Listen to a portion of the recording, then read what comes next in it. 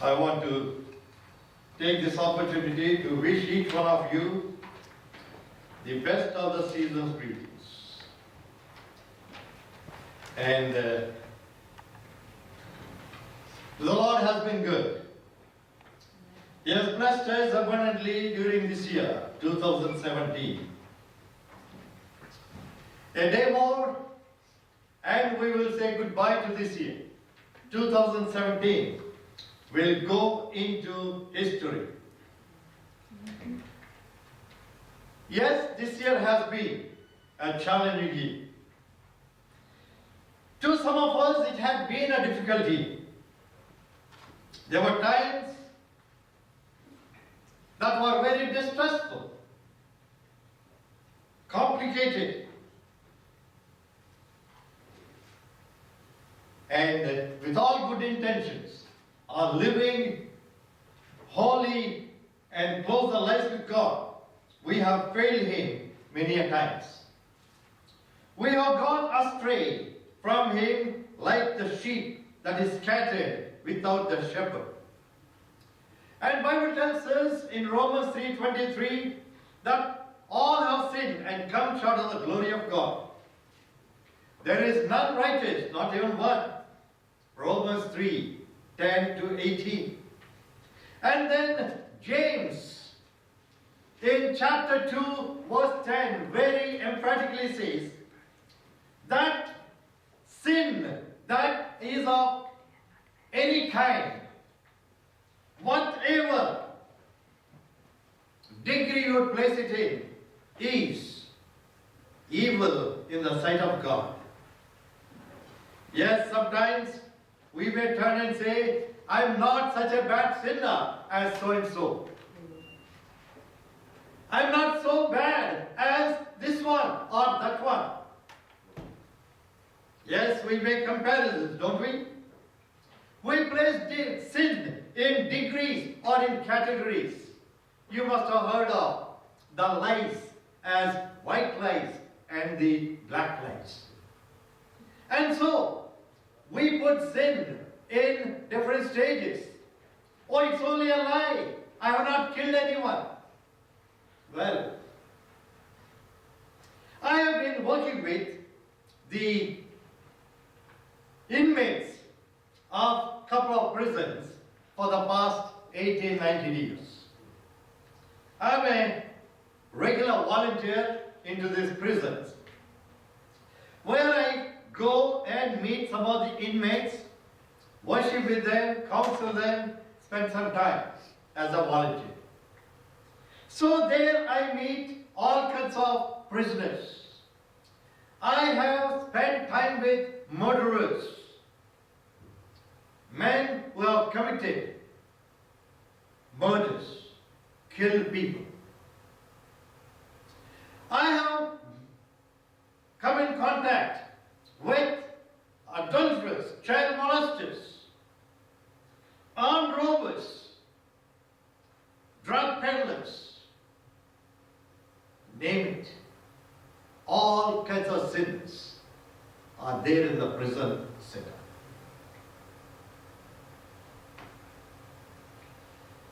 These men,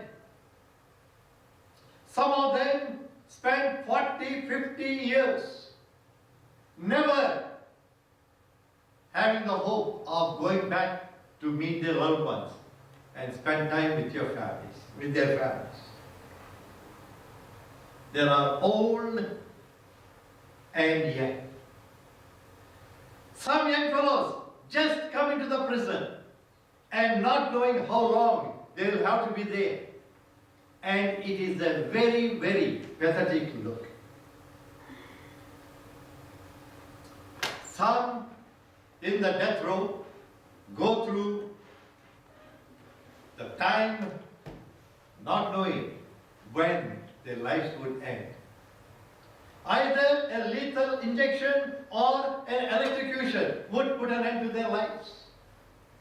And there are others who spend lifetime. And so, what brings these people into these institutions? It is the crimes that they commit. And whenever I go there and look at those faces, 60, 80 of them sitting in front of me, and think to myself, what a pity it is that these men have to be here. I have gone into the area where they are kept, into the cells. And the cells are 8 by 6, tiny little place, with a little bed for them, with a little commode for them to wash up, and doors locked all the time. Why? Simply because they have committed certain crimes because of which they are there.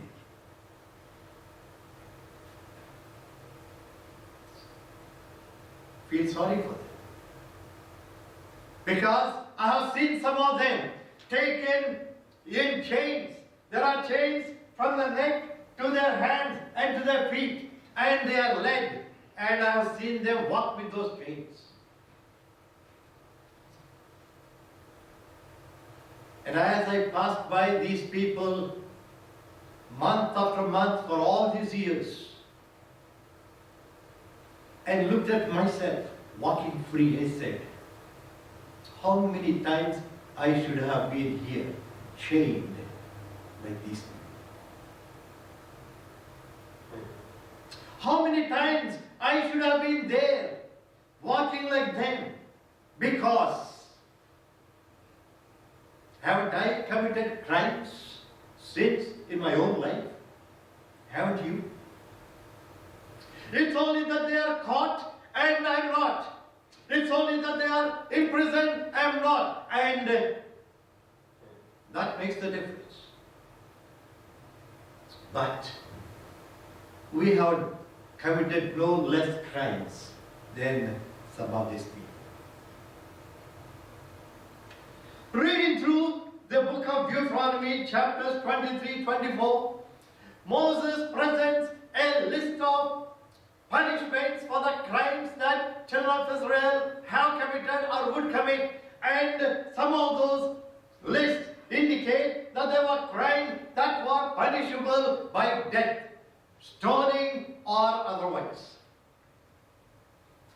Book of Leviticus, chapter 20, presents a list of crimes that are punishable by stoning to death. And the crimes that are listed are in 3 categories. Number 1, there were religious crimes. Religious crimes, breaking the Sabbath, or anything sacrilegious that was to be put an end by death. And you remember that man who went around picking up the sticks on the Sabbath, and what happened to him? He was killed for the crime of just picking the sticks. How often we have taken Sabbath lightly? How often we have taken it for granted and said, oh, it's okay. Beloved, there are sins that are punishable. And the second category were the sins of sexuality. Adultery was a serious sin in the Bible times.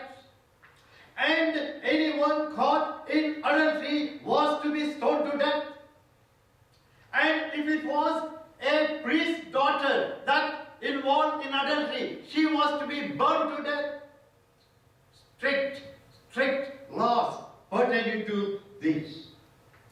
The third category were the sins of murder. Anyone who commits a murder must be killed, life for life. Yes, idol worship, profanity, Sabbath breaking, dishonoring parents were considered very serious offenses. And anyone who broke them were killed, and the sin was put aside. Some of these may not appear very serious to us in the present day that we are living in? Because some of these serious sins have been given light sounding terminology. Like adultery, for example, is not called adultery anymore. It is just called an affair. Oh, it's just an affair. And of course, we have light sounding terminology for a lot of things. Like cemetery, the burial ground. You know what they call it these days? Memorial garden. Right? And terminology, I can go on giving a list of these. But yes, we are trying to make things light so that we can take them light in our life's experiences. A story is told of a noted prince from England going to visit the great king of Spain. And as he was going to Spain, he was taken in the ship, in the galleys, and showed the prisoners, the criminals who were chained to the oars as they spent their lives doomed for the rest of the time they lived. So the king of Spain wanted to honor the Prince of England by releasing whoever he preferred of those criminals that day. So as this noted prince went from the prisoner to prisoner, he looked at one and he said, "Hey man, what brings you here? How come you are here instead of spending time with your family?" And so this man looked at the prince and said, "Sir, I am here just because people blame me. I am here simply because I have been blamed. I have been simply put here. I am innocent." "Well," said the prince, and walked to the next one and said, "What brings you here, man?" And so he had his story. "I have not done anything, sir. I am brought here, I am innocent, and they are simply punishing me." And so went on to the third one, the fourth one. Each one gave a story saying that he was innocent and that he was there, unduly punished. Finally, the prince came to another man, and stopping by, he said, "Man, how come you're here? What brings you to this situation?" And so this man looked at the prince and said, "Sir, I'm thankful that I'm here, chained. I could have been killed long, long back. I should have died a death that is due for the sins I have committed. For the crimes I have done, I should have died long ago. But I'm grateful that I'm still alive and I'm serving my time. Yes, I have committed crimes, and the punishment is right for me, but I'm happy I'm alive." So the story tells that because this man admitted his crimes, did not pretend to be innocent, the man was released in honor of the prince who was visiting Spain that day. We have an interesting story recorded in book of John. We have just read a couple of verses. If you read book of John chapter 8 and verses 1 to 11, in fact, the story begins even a verse from the 7th chapter, where it says Jesus spent time in temple and then he went to Mount Olives to pray. And then after spending the night, he came back early to the temple to speak to the people. Jesus enjoyed speaking to the people and serving them. So here he was early in the morning in the temple, sitting in the courtyard. Like every Jewish teacher, he sat there and a large crowd gathered around. Yes, people came to listen to Jesus wherever he was. And the beautiful thing is, Jesus spent his time praying on the mount and came back early. Most of us love to sleep longer in the mornings, don't we? Jesus spent nights praying and comes early to speak to the people about the love of God. So the experience recorded here goes on to say, Jesus came and sat down. And there was this large crowd that gathered around him. And as Jesus was talking to them, telling them the wonderful things about God and heaven, all of a sudden there was a disturbance. There was commotion. And suddenly they found a group of learned men, these scribes and the Pharisees, bringing a woman to Jesus and placing her in the middle of the crowd. Who brought her? Learned men. The scribes, the scholars of the law, the men who made sure that the scriptures was written word by word, letter by letter. And the Pharisees, the keepers of the law, who made sure that every law was followed and abided with. They bring this woman to Jesus. And they said, this woman is caught in adultery.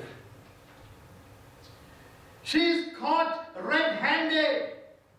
And here she is. We brought her to you so that you could tell us what should be done to this woman. You can tell us what should be done to this woman. Note here. They bring this woman early in the morning. And they say to Jesus, she is an adulteress. She is caught red-handed in the act itself. And here she is. Leviticus 20, as I mentioned earlier, talks about what should be done to anyone indulges in adultery. And it very clearly says, both the man and the woman, because it cannot be one person getting involved in this, and both involved must be stoned to death. And here these learned men bring just woman, and where is the man? And they bring this woman and say, we have caught her. Evidently they were following her, evidently they were tracking her movement, and evidently they found her in the act itself. And then they come to Jesus. Now, they have a Sanhedrin. They have the laws that Moses had penned down for them. They have authority to determine what should be done. And my question this morning is, why to Jesus? Why to Jesus, and that too so early in the morning? And the question is, what would you say that should be done to this woman? And John makes it very clear in his writing. He says, they did this to trap Jesus. They did this to trap Jesus. They let the man go. They only brought the woman. And they did this to trap Jesus. Instead of answering, Jesus stooped down bent down and then started writing on the dust. No answer. Silently he stooped down and started writing in the dust.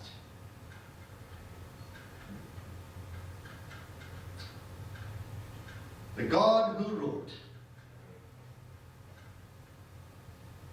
the beautiful law, the 10 Commandments, on the tables of stone with his own finger.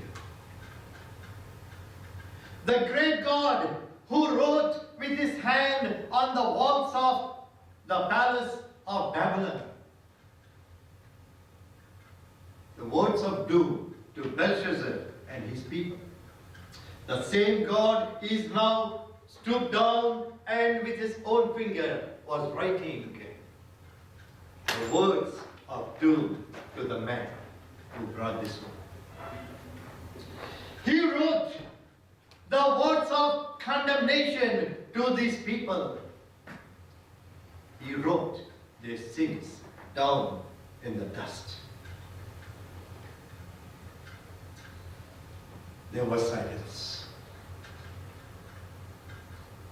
There was silence, except for the shuffling of the sandals and the stones being dropped one by one. There was silence as these men, oldest to the youngest, walked away one by one, leaving Jesus and the woman alone. There was silence. Everyone who came accusing this woman, with boulders in their hands, the heaviest stone that they could carry, now dropped what they had and walked away silently. Why? Because Jesus wrote their sins in the dust. And those sins that were written, the words that were written in the dust, stood so big and bold that those men could not stand there anymore. They walked away one by one.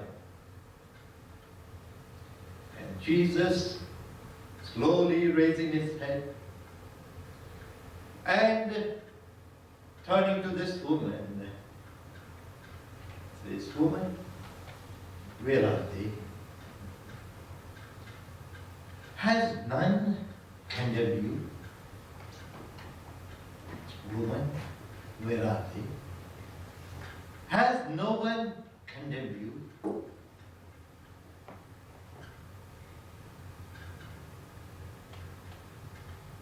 Of course, before the men walked away, Jesus made a very striking statement. He said, "He that hath no sin, cast the first stone at this woman." When he said, "He that had no sin," he was literally referring to that particular sin that woman was caught in. And he said, "If you have not committed a sin like this woman, you be the first one to cast the stone at her." And when these men walked away, and when Jesus turned and asked this woman, "Has no one condemned you?" and her answer was, "No, Lord, no one condemned. No one has condemned." Jesus looked straight into her eyes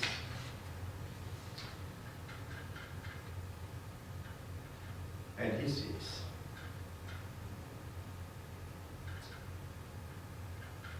"Neither do I condemn you. Go and live a life without sin. Neither do I condemn you."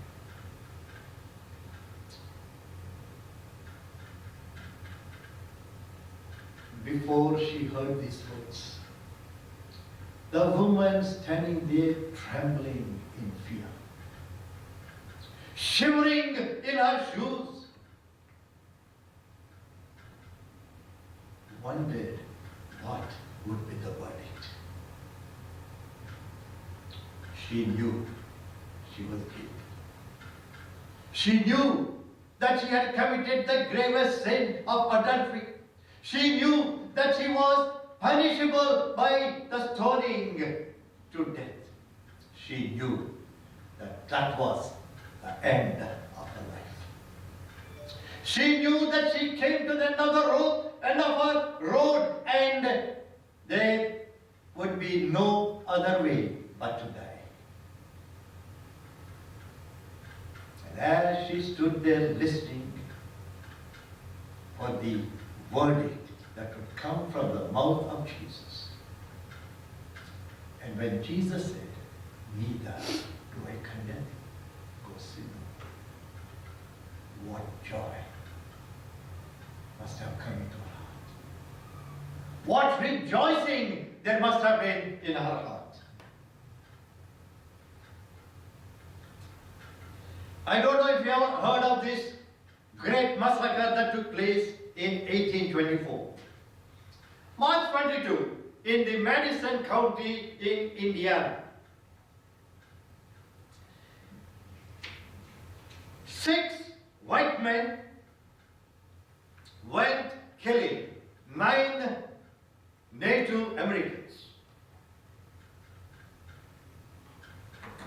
Of these 9 that were killed, there were 3 women and 4 children. And of course, 1 man was wounded apart from these 9 that were killed. So, after this massacre, these 6 men were caught and they were taken to be locked up. And the verdict was that all these 6 men should be killed by hanging till they died. So, as per the verdict, 3 of the men were taken to the gallows and one by one they were hanged with the noose put around their necks.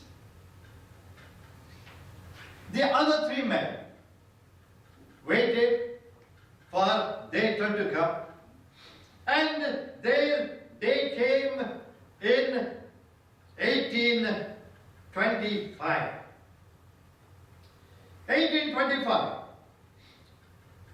These other 3 men were also declared to be killed by hanging to the rope till they died. So these 3 men were taken to the place of execution. The younger man, John Bridge Jr., and his father, John Bridge Sr., and his uncle were there that day to be executed. As per the orders,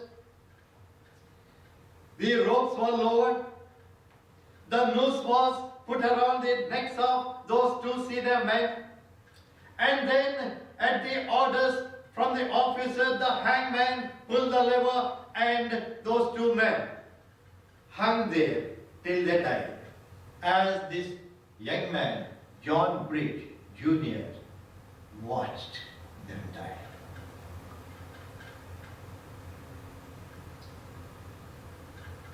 He was next. And as he stood there, somebody preached a little sermon. And then everybody expected what would happen to this young man. For some of them expected maybe he would be pardoned and he would be excused. And the time came that this man was to be taken to the gallows. He was taken, put at the spot, and the rope was lowered, and the noose was slit around the neck. The hangman had his hand on the lever to pull it down as soon as the order is given. And all of a sudden, they heard some noise. And the noise was somebody coming galloping on a horse, and the horse came and stopped just at that place, and a man alighted from the horse, walking down to the hangman and handing over a written order to the hangman. This stranger walked over to this young fellow, John Britt Jr., and said,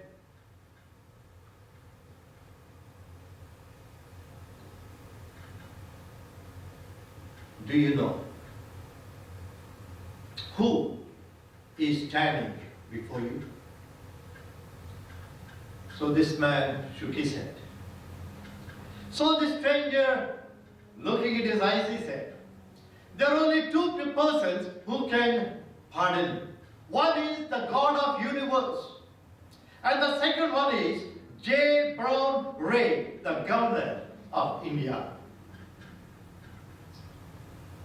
And the latter is me, the governor of India." And then he looked into his eyes and he said, "Now, sir, you are pardoned. Now, sir, you are pardoned."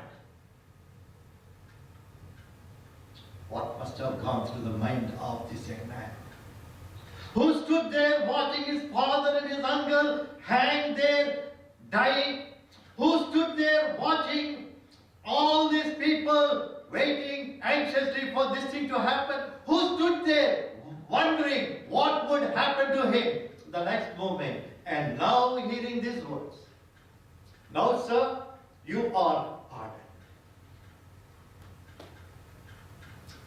The story tells us that this man went back home, started a little store as a business, lived for next 53 years, 51 years, and died a peaceful death.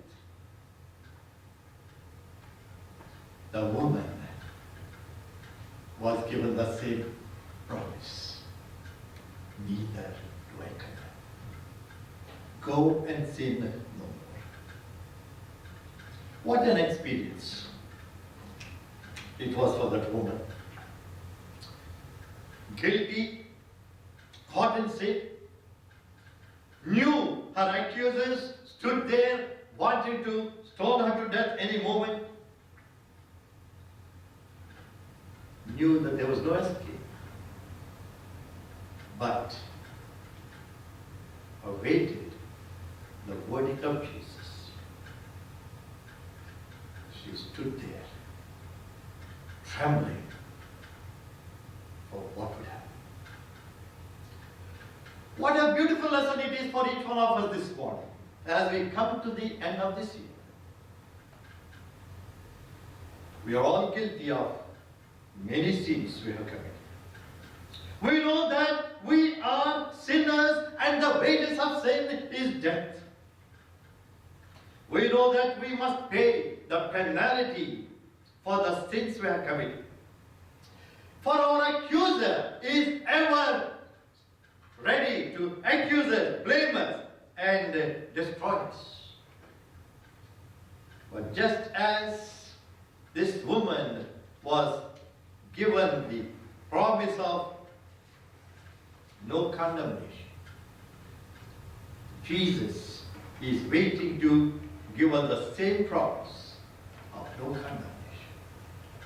All that is required is, just as the woman stood in his presence, though shivering, though trembling, humbled because of her guilt, we need to stand in the presence of God humbled because we are no less sinners than her.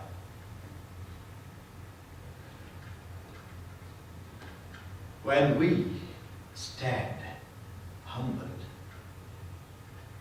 realizing our sinful life, Jesus stood down for us.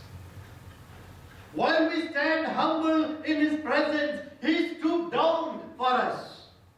He stooped down even to the cross, so that you and I can be forgiven and be restored back to the life that He wants us to live. He stoops down to the lowest that you and I may be lifted up to the highest to live victorious Christian life.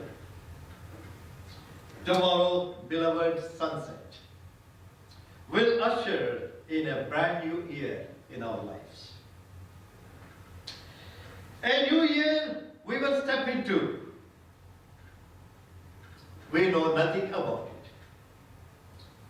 We will step into an unknown future that is ahead of us. We will step into untreaded paths that we have never walked before. We will step into unsailed seas that we have never sailed before. It's going to be an open book, a new chapter, a new page that we will be penning down. What we will write down will be determined on how we want to live and who will be our guide. Jesus says, as I said to this world, neither do I go and sin.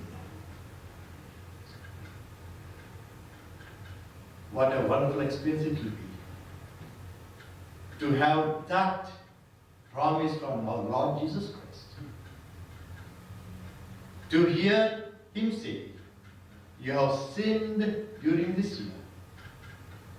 In the past life that you have spent.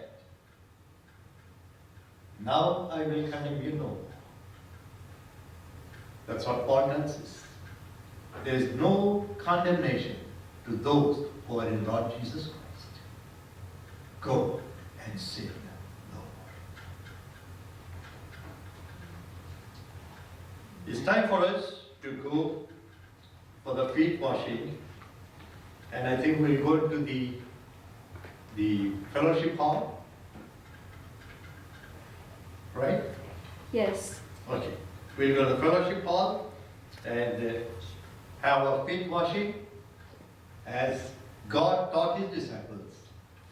And again, if you're not an Adventist, if you're not a Christian, doesn't matter, the Adventist Church follows open communion. We invite everybody, whichever denomination, whichever faith, as long as you accept Jesus as the Savior, to come and take part in the Holy Communion and the feet washing. So we'll quickly go for the feet washing and then come back to be around the table with our Lord